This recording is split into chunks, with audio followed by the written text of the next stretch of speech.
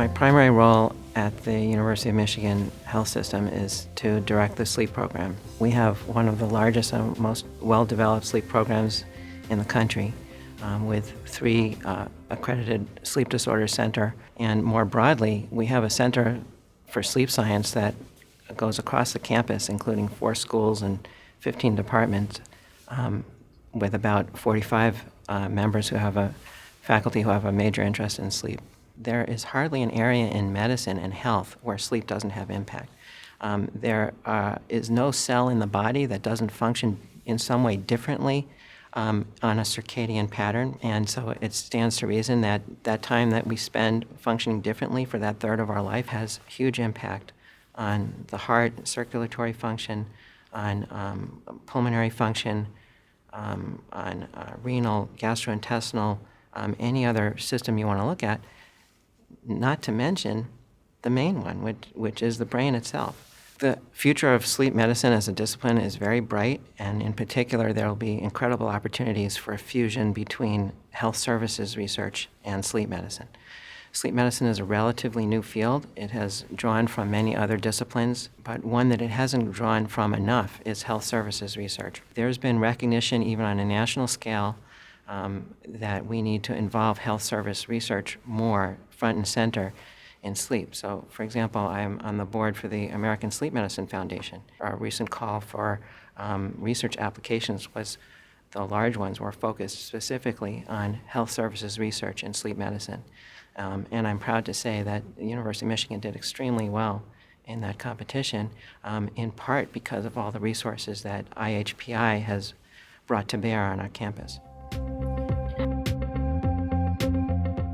Our opportunity is to figure out how to take advantage of the new knowledge that is rapidly being produced and translate that into practice in a way that will be affordable. Treating sleep apnea has huge impact in terms of reducing risk for hypertension or heart attack or stroke or early mortality. But the problem is that the traditional models for diagnosing, assessing, and then treating patients are probably not affordable for the many millions of patients who are undiagnosed and need treatment. So we need some very clever people to figure out how can we achieve the same or similar or even better outcomes, but in a manner that society can afford.